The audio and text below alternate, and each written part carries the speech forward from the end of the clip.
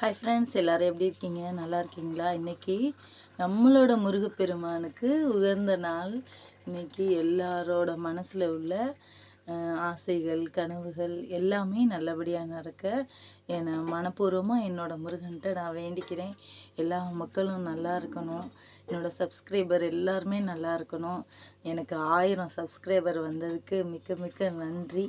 நான் இந்த சின்னோண்டு கிராமத்தில் ஒரு கடைக்கோடியில் இருக்கேன். எனக்கு இவ்வளோ பேர் சப்ஸ்கிரைப் பண்ணியிருக்கீங்க, ரொம்ப நன்றி. எனக்கு நான் வெளி உலகத்துக்கு போகாமல் நான் இங்கே வந்து 12 வருஷத்துக்கு மேலே ஆயிடுச்சு.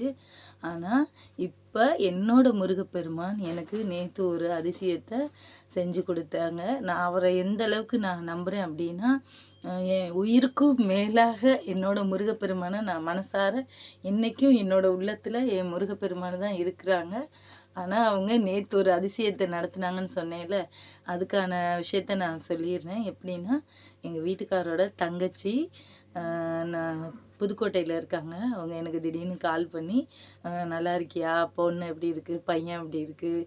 எப்படி இருக்கா? ஒரு நாளைக்கு ஊருக்கு வா அப்படின்னு சொன்னாங்க.